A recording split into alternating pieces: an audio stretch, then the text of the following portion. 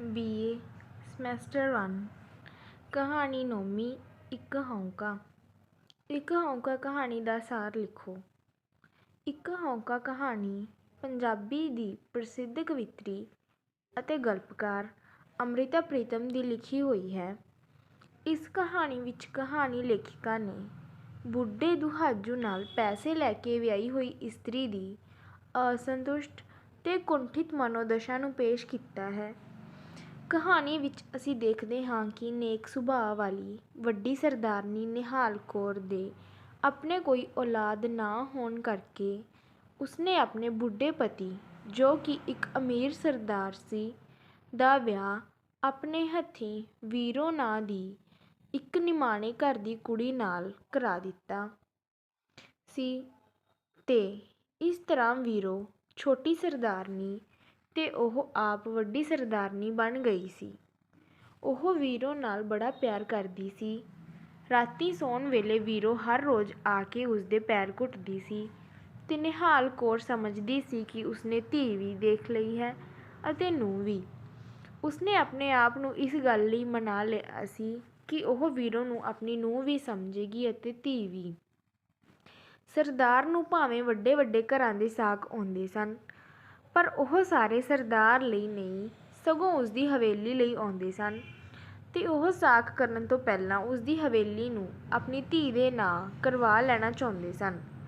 ਪਰ ਸਰਦਾਰ ਤਾਂ ਆਪਣੀ ਹਵੇਲੀ ਦਾ ਵਾਰਸ ਲੱਭਦਾ ਸੀ, ਪਰ ਹਵੇਲੀ ਉਸ ਔਰਤ ਦੇ ਨਾਂ ਕਿੱਦਾਂ ਕਰ ਸਕਦਾ ਸੀ ਜਿਸ ਦੇ ਵਾਰਸ ਨੂੰ ਪਤਾ ਨਹੀਂ ਕਦੋਂ ਜਨਮ ਦੇਣਾ ਸੀ। ਸਰਦਾਰ ਨੇ ਪਹਿਲਾਂ ਦੂਜਾ ਵਿਆਹ ਕਰਨ ਤੋਂ ਨਾਂਹ ਕਰ ਦਿੱਤੀ, ਪਰ ਇਸ ਨਾਂ ਵਿੱਚ ਇੱਕ ਹੌਂਕਾ ਰਲਿਆ ਹੋਇਆ ਸੀ।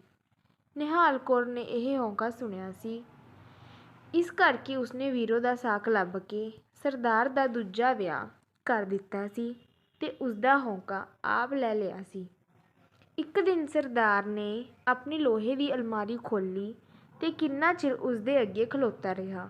ਫਿਰ ਉਸਨੇ ਵੀਰੋ ਨੂੰ ਵੱਡੀ ਸਰਦਾਰਨੀ ਬਾਰੇ ਪੁੱਛਿਆ, ਪਰ ਉਹ ਘਰ ਨਹੀਂ ਸੀ। ਸਰਦਾਰ ਨੇ ਅਲਮਾਰੀ ਬੰਦ ਕਰਕੇ ਚਾਬੀ ਜੇਬ ਵਿੱਚ ਪਾਉਂਦਿਆਂ ਕਿਹਾ ਕਿ ਜਦੋਂ ਵੱਡੀ ਸਰਦਾਰਨੀ ਆਵੇ ਤਾਂ ਮੁਨਸ਼ੀ ਰਾਹੀਂ ਸੁਨੇਹਾ ਭੇਜ ਕੇ ਉਸਨੂੰ ਕਾਰਖਾਨੇ ਸੁਨੇਹਾ ਭੇਜ ਦਿੱਤਾ ਜਾਵੇ। ਜਿਸ ਵੇਲੇ ਨਿਹਾਲ ਕੌਰ ਆਈ ਤਾਂ ਵੀਰੋ ਬਾਹਰਲੇ ਖੁਰੇ ਉੱਤੇ ਘਾਬਰੀ ਹੋਈ ਬੈਠੀ ਸੀ। ਉਸਨੂੰ ਹੁਣੇ ਇੱਕ ਉਲਟੀ ਆਈ ਸੀ। ਨਿਹਾਲ ਕੌਰ ਨੇ ਉਸਨੂੰ ਸਹਾਰਾ ਦਿੱਤਾ। ਵੀਰੋ ਨੇ ਉਸਦੇ ਪੈਰ ਫੜ ਕੇ ਵਿਲਕਦਿਆਂ ਕਿਹਾ ਕਿ ਉਹ ਅੱਜ ਉਸਨੂੰ ਬਚਾ ਲਵੇ। ਉਸਨੇ ਦੱਸਿਆ ਕਿ ਪਿਛਲੀ ਵਾਰੀ ਜਦੋਂ ਉਸਦਾ ਭਰਾ ਮਿਲਣ ਲਈ ਆਇਆ ਸੀ ਤਾਂ ਉਸਨੂੰ ਪੈਸਿਆਂ ਦੀ ਡਾਢੀ ਲੋੜ ਸੀ। ਉਸਨੇ ਸਰਦਾਰ ਦੀ ਜੇਬ ਵਿੱਚੋਂ ਚਾਬੀ ਚੁਰਾ ਕੇ ਅਲਮਾਰੀ ਵਿੱਚੋਂ ਚਾਂਦੀ ਦੇ ਭਾਂਡੇ ਕੱਢ ਕੇ ਆਪਣੇ ਭਰਾ ਨੂੰ ਦਿੱਤੇ ਸਨ। ਨਿਹਾਲ ਕੌਰ ਨੇ ਕਿਹਾ ਕਿ ਇਹ ਤਾਂ ਉਸਦਾ ਆਪਣਾ ਘਰ ਹੈ, ਉਸਨੂੰ ਆਪਣੇ ਹੱਥੀਂ ਨਹੀਂ ਉਜਾੜਨਾ ਚਾਹੀਦਾ। ਵੀਰੋ ਨੇ ਕਿਹਾ ਕਿ ਨਾ ਉਸਨੂੰ ਇਹ ਘਰ ਆਪਣਾ ਲੱਗਾ ਤੇ ਨਾ ਹੀ ਲੱਗਣਾ ਹੈ, ਪਰ ਅੱਗੋਂ ਉਹ ਘਰ ਵਿੱਚੋਂ ਕੋਈ ਚੀਜ਼ ਨਾ ਚੁਰਾਉਣ ਦਾ ਇਕਰਾਰ ਕਰਦੀ ਹੈ।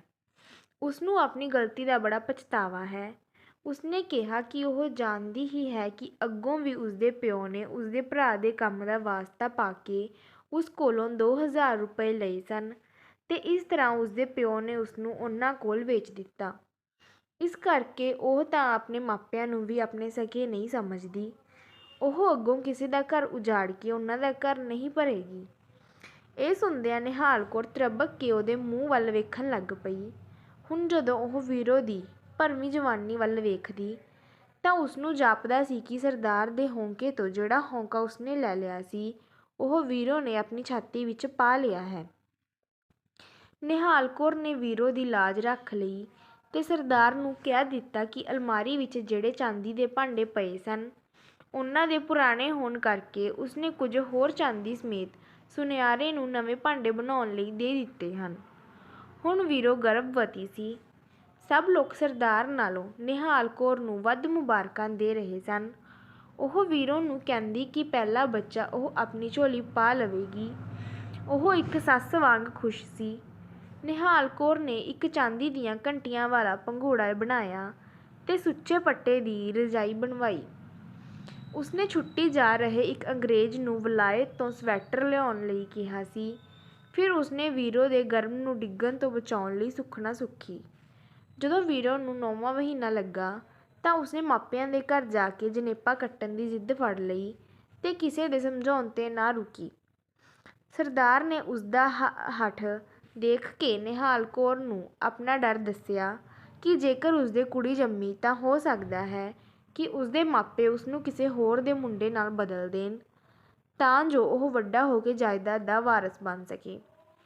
ਇਸ ਡਰ ਨੂੰ ਦੂਰ ਕਰਨ ਲਈ ਨਿਹਾਲ ਕੌਰ ਆਪ ਵੀਰੋ ਦੇ ਨਾਲ ਉਸਦੇ ਪੇਕਿਆਂ ਦੇ ਘਰ ਚਲੀ ਗਈ ਤੇ ਘਰ ਦੀ ਮਹਿਰੀ ਨੂੰ ਸੇਵਾ ਕਰਨ ਲਈ ਨਾਲ ਲੈ ਗਈ। ਵੀਰੋ ਦੀ ਮਾਂ ਤੇ ਭਰਜਾਈ ਉਸਨੂੰ ਜਣੇਪੇ ਬਾਰੇ ਮਖੌਲ ਕਰਦੀਆਂ ਰਹੀਆਂ। ਫਿਰ ਇੱਕ ਦਿਨ ਵੀਰੋ ਨੂੰ ਜੰਮਣ ਪੀੜਾਂ ਆਰੰਭ ਹੋਈਆਂ। ਉਸਦੀ ਇੱਕ ਚੀਕ ਸੁਣਾਈ ਦਿੱਤੀ ਤੇ ਦਾਦੀ ਨੇ ਨਿਹਾਲ ਕੌਰ ਨੂੰ ਮੁਬਾਰਕਾਂ ਦਿੱਤੀਆਂ ਤੇ ਨਾਲ ਹੀ ਮੁੰਡੇ ਨੂੰ ਉਸਦੀ ਝੋਲੀ ਵਿੱਚ ਪਾਇਆ। ਪਰ ਸਵੇਰੇ ਜਦੋਂ ਨਿਹਾਲ ਕੌਰ ਸਰਦਾਰ ਨੂੰ ਤਾਰ ਦੇਣ ਲੱਗੀ ਤਾਂ ਵੀਰੋ ਨੇ ਉਸਦੇ ਦੋਵੇਂ ਪੈਰ ਫੜ ਕੇ ਕਿਹਾ ਕਿ ਉਹ ਉਸ ਅੱਗੇ ਝੂਠ ਨਹੀਂ ਬੋਲ ਸਕਦੀ। ਉਸਨੇ ਦੱਸਿਆ ਕਿ ਇਹ ਮੁੰਡਾ ਸਰਦਾਰ ਦਾ ਨਹੀਂ, ਇਸ ਕਰਕੇ ਉਹ ਮੁੰਡੇ ਨੂੰ ਉਸਦੀ ਝੋਲੀ ਵਿੱਚ ਨਹੀਂ ਪਾ ਸਕਦੀ ਕਿਉਂਕਿ ਉਹ ਉਸਦੀ ਝੋਲੀ ਦੇ ਕਾਬਿਲ ਨਹੀਂ। ਉਸਨੇ ਕਿਹਾ ਕਿ ਉਸਨੇ ਜੋ ਕੁਝ ਕੀਤਾ ਹੈ ਉਸਦਾ ਉਸਨੂੰ ਕੋਈ ਪਛਤਾਵਾ ਨਹੀਂ। ਵੀਰੋ ਦੱਸਦੀ ਹੈ ਕਿ ਪਿਛਲੇ ਵਰ੍ਹੇ ਜਦੋਂ ਉਹਨਾਂ ਦਾ ਮੁਨਸ਼ੀ ਮਦਨ ਸਿੰਘ ਉਸਨੂੰ ਪੇਕਿਆਂ ਦੇ ਮਿਲਣ ਲਈ ਆਇਆ ਸੀ ਤਾਂ ਇੱਥੇ ਸਾਰੇ ਪਿੰਡ ਵਿੱਚ ਗੱਲ ਫੈਲੀ ਹੋਈ ਸੀ ਕਿ ਉਸਦੇ ਮਾਪਿਆਂ ਨੇ ਪੈਸੇ ਲੈ ਕੇ ਉਸਨੂੰ ਇੱਕ ਬੁੱਢੇ ਨਾਲ ਵਿਆਹ ਦਿੱਤਾ ਹੈ। ਸਰਦਾਰ ਕਦੇ ਪਿੰਡ ਨਹੀਂ ਸੀ ਆਇਆ ਤੇ ਵਿਆਹ ਵੀ ਉਹਨਾਂ ਦੇ ਸ਼ਹਿਰ ਦੇ ਗੁਰਦੁਆਰੇ ਵਿੱਚ ਹੋਇਆ ਸੀ। ਪੇਕੀ ਆਉਣ 'ਤੇ ਉਸਨੂੰ ਹਰ ਕੋਈ ਪੁੱਛ ਰਹੀ ਸੀ ਕਿ ਉਸਦਾ ਪਤੀ ਕਿੰਨਾ ਕੁ ਬੁੱਢਾ ਹੈ। ਉਸਨੇ ਸਭ ਨੂੰ ਗਲੋਂ ਲਾਉਣ ਲਈ ਉਹਨਾਂ ਨੂੰ ਮੁਨਸ਼ੀ ਦਿਖਾ ਕੇ ਕਿਹਾ ਕਿ ਇਹ ਉਸਦਾ ਪਤੀ ਹੈ। ਮੁਨਸ਼ੀ ਨੂੰ ਉਸਨੇ ਸਾਰੀ ਗੱਲ ਸਮਝਾ ਦਿੱਤੀ ਜੋ ਕਿ ਜਵਾਨ ਤੇ ਸੋਹਣਾ ਸੀ। 5-6 ਦਿਨ ਉਹ ਉੱਥੇ ਹੀ ਰਹੀ ਤੇ ਉਸਨੂੰ ਜਾਪਣ ਲੱਗ ਪਿਆ ਕਿ ਉਹ ਉਸ ਨਾਲ ਹੀ ਵਿਆਹੀ ਹੋਈ ਹੈ। ਵੀਰੋ ਨੇ ਨਿਹਾਲ ਕੌਰ ਨੂੰ ਕਿਹਾ ਕਿ ਉਹ ਹੁਣ ਸਰਦਾਰ ਦੇ ਘਰ ਵਾਪਸ ਨਹੀਂ ਜਾਵੇਗੀ, ਉਹ ਆਪਣੀ ਕੀਤੀ ਆਪ ਹੀ ਭੁਗਤੇਗੀ, ਪਰ ਉਹ ਉਸ ਉੱਤੇ ਇੱਕ ਮਿਹਰਬਾਨੀ ਕਰੇ ਕਿ ਉਹ ਮੁਨਸ਼ੀ ਦਾ ਨਾਂ ਸਰਦਾਰ ਨੂੰ ਨਾ ਦੱਸੇ, ਨਹੀਂ ਤਾਂ ਉਸਨੂੰ ਨੌਕਰੀ ਤੋਂ ਕੱਢ ਦੇਵੇਗਾ। ਉਹ ਵਿਆਹਿਆ ਹੋਇਆ ਤੇ ਬਾਲ ਬੱਚਿਆਂ ਵਾਲਾ ਹੈ। ਉਸਨੂੰ ਡਰ ਹੈ ਕਿ ਭੇਤ ਖੁੱਲ੍ਹਣ 'ਤੇ ਸਰਦਾਰ ਉਸਨੂੰ ਨੌਕਰੀ ਤੋਂ ਕੱਢ ਦੇਵੇਗਾ। ਉਸਨੇ ਮੁਨਸ਼ੀ ਨੂੰ ਕਿਹੜਾ ਆਪਣੇ ਘਰ ਵਸਾਉਣਾ ਹੈ, ਪਰ ਉਹ ਰਾਜ਼ੀ ਰਹੇ। ਉਹ ਜਾਣੇ, ਮੈਂ ਇੱਕ ਵਾਰ ਇਹ ਤਾਂ ਵੇਖਿਆ ਹੈ ਕਿ ਜਵਾਨ ਆਦਮੀ ਕਿਹੋ ਜਿਹਾ ਹੁੰਦਾ ਹੈ। ਨਿਹਾਲ ਕੌਰ ਨੇ ਘਬਰਾ ਕੇ ਅੱਖਾਂ ਮੀਟ ਲਈਆਂ ਤੇ ਫਿਰ ਜਦੋਂ ਉਸਨੇ ਅੱਖਾਂ ਖੋਲ੍ਹੀਆਂ ਤਾਂ ਉਸਨੇ ਬੱਚੇ ਨੂੰ ਉਸਦੀ ਛਾਤੀ ਵਿੱਚੋਂ ਦੁੱਧ ਪੀਣ ਲਈ ਮੂੰਹ ਮਾਰਦਾ ਦੇਖਿਆ। ਨਿਹਾਲ ਕੌਰ ਨੂੰ ਜਾਪਿਆ ਕਿ ਸਰਦਾਰ ਦਾ ਜਿਹੜਾ ਹੌਂਕਾ ਉਸਨੇ ਆਪਣੇ ਜ਼ਿੰਮੇ ਲਿਆ ਸੀ, ਮੁੰਡਾ ਉਸ ਹੌਂਕੇ ਨੂੰ ਵੀਰੋ ਦੀ ਛਾਤੀ ਵਿੱਚੋਂ ਪੀਣ ਦੀ ਕੋਸ਼ਿਸ਼ ਕਰ ਰਿਹਾ ਸੀ। ਇਸ ਪ੍ਰਕਾਰ ਇਸ ਕਹਾਣੀ ਵਿੱਚ ਅਸੀਂ ਵੀਰੋ ਦੇ ਰੂਪ ਵਿੱਚ ਪੈਸੇ ਲੈ ਕੇ ਅਣਜੋੜ ਬੁੱਢੇ ਨਾਲ ਵਿਆਹੀ ਇਸਤਰੀ ਦੀ ਅਸੰਤੁਸ਼ਟ ਅਤੇ ਕੁੰਠਿਤ ਮਨੋਦਸ਼ਾ ਨੂੰ ਦੇਖਦੇ ਹਾਂ। ਇੱਕ ਹੌਕਾ ਕਹਾਣੀ ਦਾ ਵਿਸ਼ਾ ਵਸਤੂ ਕੀ ਹੈ, ਸਪਸ਼ਟ ਕਰੋ। ਇੱਕ ਹੌਕਾ ਕਹਾਣੀ ਅੰਮ੍ਰਿਤਾ ਪ੍ਰੀਤਮ ਦੀ ਲਿਖੀ ਹੋਈ ਹੈ। ਇਸ ਵਿੱਚ ਉਸਨੇ ਪੈਸੇ ਲੈ ਕੇ ਇੱਕ ਬੁੱਢੇ ਨਾਲ ਵਿਆਹੀ ਜਵਾਨ ਔਰਤ ਦੀ ਦੁਖੀ, ਅਸੰਤੁਸ਼ਟ ਤੇ ਕੁੰਠਿਤ ਅਵਸਥਾ ਨੂੰ ਵਿਸ਼ੇ ਦੇ ਰੂਪ ਵਿੱਚ ਬਹੁਤ ਹੀ ਰੌਚਕ ਤੇ ਦਿਲਚਸਪ ਢੰਗ ਅਤੇ ਮਨੋਵਿਗਿਆਨਿਕ ਸੂਝ ਨਾਲ ਪੇਸ਼ ਕੀਤਾ ਹੈ। ਕਹਾਣੀ ਵਿੱਚ ਅਸੀਂ ਦੇਖਦੇ ਹਾਂ ਕਿ ਨਿਹਾਲ ਕੌਰ ਆਪਣੇ ਪੇਟੋਂ ਕੋਈ ਬੱਚਾ ਨਾ ਪੈਦਾ ਹੋਣ ਕਰਕੇ ਆਪਣੇ ਸਰਦਾਰ ਪਤੀ ਦਾ ਗਰੀਬ ਘਰ ਦੀ ਵੀਰੋ ਨਾਂ ਦੀ ਮੁਟਿਆਰ ਨਾਲ ਕਰਾ ਦਿੰਦੀ ਹੈ। ਨਿਹਾਲ ਕੌਰ ਉਸਨੂੰ ਆਪਣੀ ਧੀ ਵੀ ਤੇ ਨੂੰਹ ਵੀ ਸਮਝਦੀ ਹੈ। ਸਰਦਾਰ ਨੇ ਕਿਸੇ ਵੱਡੇ ਘਰ ਦੀ ਕੁੜੀ ਨਾਲ ਇਸ ਕਰਕੇ ਵਿਆਹ ਨਹੀਂ ਸੀ ਕਰਾਇਆ ਕਿਉਂਕਿ ਉਹ ਉਸਦੀ ਜਾਇਦਾਦ ਉੱਤੇ ਅੱਖ ਰੱਖ ਕੇ ਆਪਣੀ ਧੀ ਉਸ ਨਾਲ ਵਿਆਹੁਣਾ ਚਾਹੁੰਦੇ ਸਨ ਜਾਂ ਵਿਆਹ ਤੋਂ ਪਹਿਲਾਂ ਉਸਦੀ ਜਾਇਦਾਦ ਆਪਣੀ ਧੀ ਦੇ ਨਾਂ ਕਰਾ ਲੈਣੀ ਚਾਹੁੰਦੇ ਸਨ। ਪਰੰਤੂ ਸਰਦਾਰ ਜਾਇਦਾਦ ਦਾ ਵਾਰਸ ਲੱਭਦਾ ਸੀ। ਉਹ ਜਾਇਦਾਦ ਉਸ ਔਰਤ ਦੇ ਨਾਂ ਕਿਵੇਂ ਕਰ ਸਕਦਾ ਸੀ ਜਿਸਨੇ ਵਾਰਸ ਨੂੰ ਪਤਾ ਨਹੀਂ ਕਦੋਂ ਜਨਮ ਦੇਣਾ ਸੀ। ਇੱਕ ਦਿਨ ਜਦੋਂ ਵੀਰੋ ਗਰਭਵਤੀ ਸੀ ਤੇ ਉਸਨੂੰ ਪਤਾ ਲੱਗਾ ਕਿ ਸਰਦਾਰ ਨੂੰ ਅਲਮਾਰੀ ਵਿੱਚੋਂ ਚਾਂਦੀ ਦੇ ਭਾਂਡੇ ਗੁੰਮ ਹੋਣ ਬਾਰੇ ਪਤਾ ਲੱਗ ਚੁੱਕਾ ਹੈ ਤੇ ਉਹ ਚੋਰੀ ਕਰਨ ਵਾਲੇ ਸੰਬੰਧੀ ਪਤਾ ਕੱਢੇਗਾ ਤਾਂ ਫੜੇ ਜਾਣ ਦੇ ਡਰ ਤੋਂ ਵੀਰੋ ਨੇ ਨਿਹਾਲ ਕੌਰ ਅੱਗੇ ਆਪਣਾ ਗੁਨਾਹ ਕਬੂਲ ਕਰਦਿਆਂ ਦੱਸਿਆ ਕਿ ਉਸਨੇ ਅਲਮਾਰੀ ਵਿੱਚੋਂ ਚਾਂਦੀ ਦੇ ਭਾਂਡੇ ਚੋਰੀ ਕਰਕੇ ਆਪਣੇ ਭਰਾ ਨੂੰ ਉਸਦੀ ਲੋੜ ਪੂਰੀ ਕਰਨ ਲਈ ਦਿੱਤੇ ਸਨ, ਪਰ ਉਹ ਉਸਦਾ ਇਹ ਗੁਨਾਹ ਛੁਪਾ ਲਵੇ। ਇਸਦੇ ਨਾਲ ਹੀ ਉਹ ਅੱਗੋਂ ਕੋਈ ਚੀਜ਼ ਨਾ ਚੁਰਾਉਣ ਦਾ ਇਕਰਾਰ ਕਰਦੀ ਹੈ। ਉਸਨੇ ਦੱਸਿਆ ਕਿ ਉਹ ਜਾਣਦੀ ਹੈ ਕਿ ਉਸਦੇ ਪਿਓ ਨੇ ਉਸਦੇ ਭਰਾ ਦੇ ਕੰਮ ਦਾ ਵਾਸਤਾ ਪਾ ਕੇ ਸਰਦਾਰ ਕੋਲੋਂ 2000 ਰੁਪਏ ਲਏ ਸਨ ਤੇ ਇਸ ਤਰ੍ਹਾਂ ਉਸਨੇ ਉਸਨੂੰ ਉਹਨਾਂ ਕੋਲ ਵੇਚ ਦਿੱਤਾ ਸੀ। ਇਸ ਕਰਕੇ ਉਹ ਆਪਣੇ ਮਾਪਿਆਂ ਨੂੰ ਵੀ ਆਪਣੇ ਸਕੇ ਨਹੀਂ ਸਮਝਦੀ ਤੇ ਅੱਗੋਂ ਉਹ ਕਿਸੇ ਦਾ ਘਰ ਉਜਾੜ ਕੇ ਉਹਨਾਂ ਦਾ ਘਰ ਨਹੀਂ ਭਰੇਗੀ। ਇਹ ਸੁਣ ਕੇ ਨਿਹਾਲ ਕੌਰ ਤ੍ਰਭਕੀ ਤਾਂ ਸੀ, ਪਰ ਜਦੋਂ ਉਹ ਵੀਰੋ ਦੀ ਭਰਵੀਂ ਜਵਾਨੀ ਵੱਲ ਦੇਖਦੀ ਤਾਂ ਉਸਨੂੰ ਜਾਪਦਾ ਸੀ ਕਿ ਸਰਦਾਰ ਦੇ ਹੌਂਕੇ ਤੋਂ ਜਿਹੜਾ ਹੌਂਕਾ ਉਸਨੇ ਲਿਆ ਸੀ ਉਹ ਵੀਰੋ ਨੇ ਆਪਣੀ ਛਾਤੀ ਵਿੱਚ ਪਾ ਲਿਆ ਹੈ। ਨਿਹਾਲ ਕੌਰ ਨੇ ਸਰਦਾਰ ਅੱਗੇ ਚਾਂਦੀ ਦੇ ਭਾਂਡਿਆਂ ਦੀ ਵੀਰੋ ਦੁਆਰਾ ਚੋਰੀ ਕਰਨ ਦਾ ਭੇਤ ਛੁਪਾ ਲਿਆ। ਗਰਭਵਤੀ ਵੀਰੋ ਨੂੰ ਨਿਹਾਲ ਕੌਰ ਕਹਿੰਦੀ ਸੀ ਕਿ ਉਸਦਾ ਪਹਿਲਾ ਬੱਚਾ ਉਹ ਆਪਣੀ ਝੋਲੀ ਪਾ ਲਵੇਗੀ। ਉਹ ਇੱਕ ਸੱਸ ਵਾਂਗ ਖੁਸ਼ ਸੀ। ਉਸਨੇ ਬੱਚੇ ਦੇ ਆਉਣ ਦੀ ਉਡੀਕ ਵਿੱਚ ਚਾਂਦੀ ਦੀਆਂ ਘੰਟੀਆਂ ਵਾਲਾ ਪੰਘੂੜਾ ਬਣਵਾਇਆ ਤੇ ਸੁੱਚੇ ਪੱਟ ਦੀ ਰਜਾਈ ਬਣਵਾਈ। ਉਸਨੇ ਇਸ ਲਈ ਵਲੈਤ ਤੋਂ ਸਵੈਟਰ ਮੰਗਵਾਉਣ ਦਾ ਪ੍ਰਬੰਧ ਕੀਤਾ ਤੇ ਗਰਮ ਨੂੰ ਡਿੱਗਣ ਤੋਂ ਬਚਾਉਣ ਲਈ ਸੁੱਖ ਸੁੱਖੀ। ਵੀਰੋ ਜਣੇਪਾ ਆਪਣੇ ਮਾਪਿਆਂ ਦੇ ਕਰਾਉਣ ਦੀ ਜਿੱਦ ਲੈ ਬੈਠੀ ਸੀ। ਸਰਦਾਰ ਇਸ ਗੱਲ ਲਈ ਤਿਆਰ ਨਹੀਂ ਸੀ। ਉਸਨੂੰ ਡਰ ਸੀ ਕਿ ਕੁੜੀ ਹੋਣ ਦੀ ਸੂਰਤ ਵਿੱਚ ਉਸਦੇ ਮਾਪੇ ਕਿਸੇ ਹੋਰ ਦੇ ਮੁੰਡੇ ਨਾਲ ਬਦਲ ਦੇਣਗੇ ਤਾਂ ਜੋ ਉਹ ਵੱਡਾ ਹੋ ਕੇ ਜਾਇਦਾਦ ਦਾ ਵਾਰਸ ਬਣ ਸਕੇ।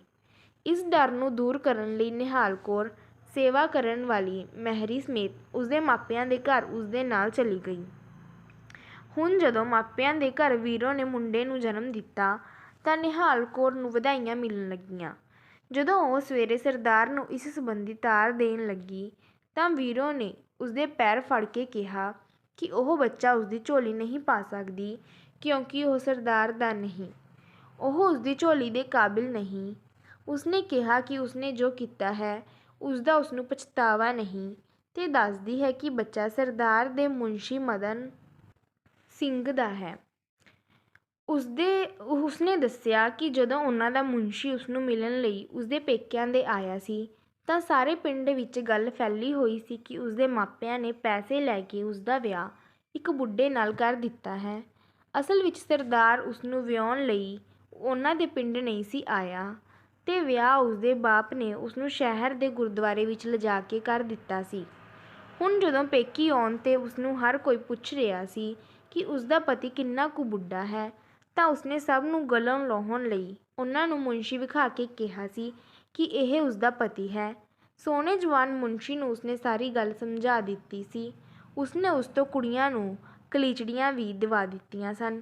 5-6 ਦਿਨ ਉਹ ਪੇਕਿਆਂ ਦੇ ਹੀ ਰਹੀ ਤੇ ਉਸਨੂੰ ਜਾਪਣ ਲੱਗ ਪਿਆ ਕਿ ਮੁਨਸ਼ੀ ਹੀ ਉਸਦਾ ਪਤੀ ਹੈ।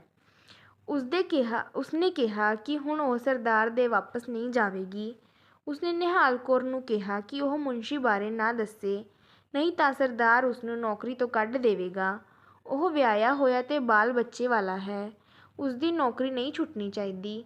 ਉਸਨੇ ਉਸਨੂੰ ਘਰ ਨਹੀਂ ਵਸਾਉਣਾ ਪਰ ਰਾਜੀ ਰਵੇ। ਉਸ ਨਾਲ ਉਸਨੇ ਇੱਕ ਵਾਰੀ ਇਹ ਤਾਂ ਵੇਖ ਲਿਆ ਕਿ ਜਵਾਨ ਆਦਮੀ ਕਿਹੋ ਜਿਹਾ ਹੁੰਦਾ ਹੈ। ਇਸ ਪ੍ਰਕਾਰ ਅਸੀਂ ਦੇਖਦੇ ਹਾਂ ਕਿ ਇੱਕ ਬੁੱਢੇ ਨਾਲ ਅਣਜੋੜ ਰੂਪ ਵਿੱਚ ਵਿਆਹੀ ਜਵਾਨ ਵੀਰੋ ਕਿਸ ਤਰ੍ਹਾਂ ਉਸਨੂੰ ਬਿਲਕੁਲ ਪਿਆਰ ਨਹੀਂ ਸੀ ਕਰਦੀ, ਸਗੋਂ ਆਪਣੇ ਬਰਾਬਰ ਦੇ ਜਵਾਨ ਮਰਦ ਦੇ ਪਿਆਰ ਵਿੱਚੋਂ ਹੀ ਸੰਤੁਸ਼ਟੀ ਪ੍ਰਾਪਤ ਕਰਦੀ ਹੈ। ਨਾਲ ਹੀ ਉਹ ਪੈਸੇ ਲੈ ਕੇ ਬੁੱਢੇ ਨਾਲ ਵਿਆਹੁਣ ਵਾਲੇ ਆਪਣੇ ਮਾਪਿਆਂ ਨੂੰ ਵੀ ਨਫ਼ਰਤ ਕਰਦੀ ਹੈ। ਇਸ ਪ੍ਰਕਾਰ ਕਹਾਣੀਕਾਰ ਨੇ ਇਸ ਕਹਾਣੀ ਵਿੱਚ ਇੱਕ ਪੈਸਿਆਂ ਬਦਲੇ ਇੱਕ ਦੁਹਾਜੂ ਬੁੱਢੇ ਨਾਲ ਪੈਸੇ ਲੈ ਕੇ ਵਿਆਹੀ ਜਵਾਨ ਇਸਤਰੀ ਦਾ ਦੁਖੀ, ਅਸੰਤੁਸ਼ਟ ਤੇ ਕੁੰਠਿਤ ਆਤਮਾ ਦੀ ਮਨੋਦਸ਼ਾ ਨੂੰ ਬਹੁਤ ਹੀ ਦਿਲਚਸਪ ਢੰਗ ਨਾਲ ਪੇਸ਼ ਕੀਤਾ ਹੈ। ਇਸਦਾ ਕਥਾਨਕ ਸਮਾਜਿਕ ਤਾਂ ਹੈ ਪਰ ਯਥਾਰਥਕ ਦੀ ਥਾਂ ਕਾਲਪਨਿਕ ਵਧੇਰੇ ਜਾਪਦਾ ਹੈ। ਇਸਦਾ ਚਰਿੱਤਰ ਚਿਤਰਣ ਭਾਵੇਂ ਮਨੋਵਿਗਿਆਨਿਕ ਹੈ ਪਰ ਕਲਪਨਾ ਤੋਂ ਉਹ ਵੀ ਬਚਿਆ ਹੋਇਆ। ਹੇਠ ਲਿਖੇ ਪਾਤਰਾਂ ਦਾ ਚਰਿੱਤਰ ਚਿਤਰਣ ਕਰੋ। ਨਿਹਾਲ ਕੌਰ। ਨਿਹਾਲ ਕੌਰ ਹੌਂਕਾ ਕਹਾਣੀ ਦੀ ਇੱਕ ਮਹੱਤਵਪੂਰਨ ਪਾਤਰ ਹੈ। ਉਹ ਇੱਕ ਅਮੀਰ ਸਰਦਾਰ ਦੀ ਪਤਨੀ ਹੈ ਪਰ ਉਸਦੇ ਘਰ ਕੋਈ ਬੱਚਾ ਨਹੀਂ ਹੋਇਆ। ਉਹ ਖੁੱਲ੍ਹਦਿਲੀ, ਗੁਣਾਂ ਦੀ ਕਦਰ ਕਰਨ ਵਾਲੀ, ਸਥਿਤੀ ਦਾ ਸਹੀ ਅਨੁਮਾਨ ਲਾਉਣ ਵਾਲੀ, ਇਕਰਾਰ ਦੀ ਪੱਕੀ, ਰੀਝਾਂ ਨਾਲ ਭਰੀ ਹੋਈ ਤੇ ਇਸਤਰੀ ਮਨ ਨੂੰ ਸਮਝ ਲੈਣ ਵਾਲੀ ਇਸਤਰੀ ਹੈ। ਖੁੱਲ੍ਹਦਿਲੀ ਤੇ ਨੇਕ। ਉਹ ਖੁੱਲ੍ਹਦਿਲੀ ਤੇ ਨੇਕ ਇਸਤਰੀ ਹੈ। ਉਹ ਗਰੀਬਾਂ ਤੇ ਕਮੀਆਂ ਦੀ ਲੋੜ ਦਾ ਖਿਆਲ ਰੱਖਦੀ ਸੀ, ਜਿਸ ਕਰਕੇ ਉਹ ਕਰਮੋ ਵਰਗੀਆਂ ਇਸਤਰੀਆਂ ਦੀਆਂ ਅਸੀਸਾਂ ਦੀ ਤੇ ਸਤਿਕਾਰ ਦੀ ਪਾਤਰ ਸੀ। ਸਥਿਤੀ ਦਾ ਸਹੀ ਅਨੁਮਾਨ ਲਾਉਣ ਵਾਲੀ। ਉਸਨੇ ਆਪਣੇ ਪਤੀ ਦੀ ਮਾਨਸਿਕ ਸਥਿਤੀ ਦਾ ਸਹੀ ਅਨੁਮਾਨ ਲਾਇਆ ਤੇ ਆਪ ਉਸ ਲਈ ਇੱਕ ਨਿਮਾਣੇ ਜਿਹੇ ਘਰ ਦੀ ਕੁੜੀ ਲੱਭ ਕੇ ਉਸਦਾ ਵਿਆਹ ਕਰ ਦਿੱਤਾ। ਗੁਣਾਂ ਦੀ ਕਦਰ ਕਰਨ ਵਾਲੀ। ਉਸਨੇ ਵੀਰੋ ਦੁਆਰਾ ਆਪਣੇ ਪੈਰ ਘੁੱਟ ਕੇ ਸੇਵਾ ਕਰਨ ਦੇ ਗੁਣ ਦੀ ਕਦਰ ਕੀਤੀ ਤੇ ਕਿਹਾ ਕਿ ਉਸਨੇ ਉਸਦੇ ਰੂਪ ਵਿੱਚ ਧੀ ਵੀ ਦੇਖ ਲਈ ਹੈ ਤੇ ਨੂੰਹ ਵੀ। ਇਕਰਾਰ ਦੀ ਪੱਕੀ। ਉਸਨੇ ਵੀਰੋ ਨਾਲ ਕੀਤੇ ਇਕਰਾਰ ਅਨੁਸਾਰ ਸਰਦਾਰ ਨੂੰ ਇਹ ਨਾ ਦੱਸਿਆ ਕਿ ਅਲਮਾਰੀ ਵਿੱਚੋਂ ਦਾਦੀ ਦੇ ਭਾਂਡੇ ਵੀਰੋ ਨੇ ਚੁਰਾਏ ਸਨ। ਰੀਝਾਂ ਨਾਲ ਭਰੀ ਹੋਈ। ਉਹ ਘਰ ਆ ਰਹੇ ਨਵੇਂ ਬਾਲਕ ਲਈ ਰੀਝਾਂ ਨਾਲ ਭਰੀ ਸੀ। ਉਸਨੇ ਉਸ ਲਈ ਚਾਂਦੀ ਦੀਆਂ ਘੰਟੀਆਂ ਵਾਲਾ ਪੰਘੂੜਾ ਬਣਵਾਇਆ, ਰੇਸ਼ਮੀ ਰਜ਼ਾਈ ਭਰਵਾਈ ਤੇ ਵਲਾਇਤੀ ਸਵੈਟਰ ਮੰਗਵਾਉਣ ਦਾ ਪ੍ਰਬੰਧ ਕੀਤਾ ਹੈ। ਉਸਨੇ ਵੀਰੋ ਦੇ ਗਰਭ ਦੇ ਬਚਾਅ ਲਈ ਸੁਖਣਾ ਸੁਖੀਆਂ।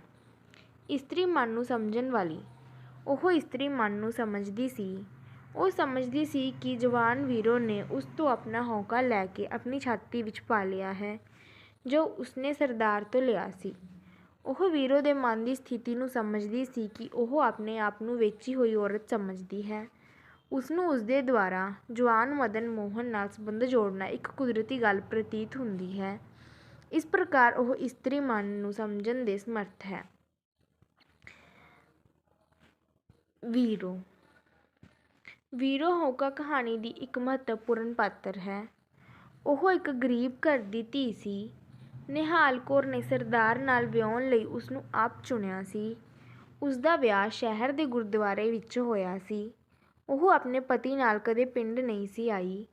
ਉਹ ਭਰ ਜਵਾਨ ਸੀ। ਉਸਦੀਆਂ ਅੱਖਾਂ ਕਾਲੇ ਭੌਰਿਆਂ ਵਰਗੀਆਂ ਸਨ। ਉਸਦਾ ਰੰਗ ਜਰਾ ਸਾਂਵਲਾ ਸੀ, ਪਰ ਉਸਦੇ ਸੋਹਲੇ ਰੰਗ ਵਿੱਚ ਜਵਾਨੀ ਪੀਡੋ ਆਟੇ ਵਾਂਗ ਗੁੰਨੀ ਹੋਈ ਸੀ। ਉਸਦੀਆਂ ਬਾਹਾਂ ਵੇਲਣੇ ਵਾਂਗ ਭਿੱਡੀਆਂ ਤੇ ਗੋਲ ਸਨ ਅਤੇ ਮਾਸ ਉੱਤੇ ਚੁੰਡੀਆਂ ਨਹੀਂ ਸੀ ਭਰੀ ਜਾਂਦੀ। ਉਸਦੇ ਪਿਓ ਨੇ ਉਸਦੇ 2000 ਲੈ ਕੇ ਉਸਨੂੰ ਸਰਦਾਰ ਨਾਲ ਵਿਆਹਿਆ ਸੀ। ਉਸਨੇ ਜਵਾਨ ਮੁਨਸ਼ੀ ਮਦਨ ਮੋਹਨ ਨਾਲ ਸੰਬੰਧ ਪੈਦਾ ਕਰਕੇ ਉਸਨੇ ਇੱਕ ਬੱਚੇ ਨੂੰ ਜਨਮ ਦਿੱਤਾ। ਉਹ ਮਾਨਸਿਕ ਤੌਰ ਤੇ ਦੁਖੀ, ਲੋੜ ਪੈਣ ਤੇ ਝੂਠ ਤੇ ਚੋਰੀ ਤੋਂ ਕੰਮ ਲੈਣ ਵਾਲੀ ਕੁੰਠਿਤ ਆਤਮਾ, ਨੇਕ ਸੌਕਣ ਨਾਲ ਪਿਆਰ ਰੱਖਣ ਵਾਲੀ ਪਰ ਹਠੀ ਇਸਤਰੀ ਸੀ। ਮਾਨਸਿਕ ਤੌਰ ਤੇ ਦੁਖੀ। ਵੀਰੋ ਮਾਨਸਿਕ ਤੌਰ ਤੇ ਦੁਖੀ ਸੀ। ਉਹ ਆਪਣੇ ਮਾਪਿਆਂ ਨੂੰ ਆਪਣੇ ਸਕੀ ਨਹੀਂ ਸੀ ਸਮਝਦੀ, ਜਿਨ੍ਹਾਂ ਨੇ ਉਸਨੂੰ ਪੈਸੇ ਲੈ ਕੇ ਬੁੱਢੇ ਨਾਲ ਵਿਆਹ ਦਿੱਤਾ ਸੀ। ਉਹ ਆਪਣੇ ਬੁੱਢੇ ਪਤੀ ਦੇ ਘਰ ਨਾਲ ਵੀ ਕੋਈ ਲਗਾਉ ਨਹੀਂ ਸੀ ਰੱਖਦੀ। ਨਿਹਾਲ ਕੌਰ ਨੂੰ ਜਾਪਦਾ ਸੀ ਕਿ ਉਸਨੇ ਉਸਦਾ ਹੌਕਾ ਆਪਣੀ ਛਾਤੀ ਵਿੱਚ ਰੱਖ ਲਿਆ ਹੈ। ਲੋੜ ਪੈਣ ਤੇ ਝੂਠ ਤੇ ਚੋਰੀ ਤੋਂ ਕੰਮ ਲੈਣ ਵਾਲੀ। ਉਸਨੇ ਸਰਦਾਰ ਦੀ ਅਲਮਾਰੀ ਦੀ ਚਾਬੀ ਚੁਰਾਈ ਤੇ ਫਿਰ ਗਹਿਣੇ ਚੁਰਾਏ। ਫਿਰ ਉਸਨੇ ਆਪਣੇ ਬਚਾਅ ਲਈ ਨਿਹਾਲ ਕੌਰ ਅੱਗੇ ਤਰਲਾ ਕੀਤਾ, ਜਿਸ ਕਰਕੇ ਉਸਨੂੰ ਸਰਦਾਰ ਅੱਗੇ ਝੂਠ ਬੋਲਣਾ ਪਿਆ। ਫਿਰ ਉਸਨੇ ਝੂਠ ਬੋਲ ਕੇ ਪਿੰਡ ਵਾਲਿਆਂ ਅੱਗੇ ਮਦਨ ਮੋਹਨ ਨੂੰ ਆਪਣਾ ਪਤੀ ਦੱਸਿਆ ਤੇ ਉਸ ਨਾਲ ਨਾਜਾਇਜ਼ ਸੰਬੰਧ ਪੈਦਾ ਕੀਤੇ। ਕੁੰਠਿਤ ਆਤਮਾ। ਉਹ ਆਪਣੇ ਬੁੱਢੇ ਪਤੀ ਨਾਲ ਸੰਤੁਸ਼ਟ ਨਹੀਂ ਸੀ। ਉਹ ਕਿਸੇ ਜਵਾਨ ਆਦਮੀ ਨਾਲ ਦਿਨ ਕੱਟਣੇ ਚਾਹੁੰਦੀ ਸੀ। ਇਸੇ ਕਰਕੇ ਉਸਨੇ ਮਦਨ ਮੋਹਨ ਨਾਲ ਸੰਬੰਧ ਜੋੜੇ। ਉਹ ਨਿਹਾਲ ਕੌਰ ਨੂੰ ਕਹਿੰਦੀ ਹੈ, ਉਹ ਜਾਣੇ ਮੈਂ ਇੱਕ ਵਾਰੀ ਵੇਖਿਆ ਤੇ ਸਹੀ ਕਿ ਜਵਾਨ ਆਦਮੀ ਕਿਹੋ ਜਿਹਾ ਹੁੰਦਾ ਹੈ। ਨੇਕ ਸੌਕਣ ਨਾਲ ਪਿਆਰ ਰੱਖਣ ਵਾਲੀ। ਉਸਦੀ ਸੌਕਣ ਨਿਹਾਲ ਕੌਰ ਨੇ ਉਸਨੂੰ ਆਪਣੇ ਹੱਥੀਂ ਆਪਣੇ ਪਤੀ ਨਾਲ ਵਿਆਹਿਆ ਸੀ। ਉਹ ਇਸਨੂੰ ਬੜਾ ਪਿਆਰ ਕਰਦੀ ਸੀ ਤੇ ਇਹ ਵੀ ਸਤਿਕਾਰ ਤੇ ਸੇਵਾ ਨਾਲ ਉਸਨੂੰ ਖੁਸ਼ ਰੱਖਦੀ ਸੀ। ਉਸਦੇ ਅਜਿਹੇ ਵਤੀਰੇ ਨੂੰ ਦੇਖ ਕੇ ਉਹ ਇਸ ਵਿੱਚੋਂ ਧੀ ਦੇ ਦਰਸ਼ਨ ਵੀ ਕਰਦੀ ਸੀ ਤੇ ਨੂੰਹ ਦੇ ਵੀ। ਹਠੀ। ਉਹ ਇੱਕ ਹਠੀ ਇਸਤਰੀ ਸੀ। ਉਹ ਹਠ ਨਾਲ ਜਣੇਪਾ ਕੱਟਣ ਲਈ ਮਾਪਿਆਂ ਦੇ ਘਰ ਆ ਗਈ ਸੀ।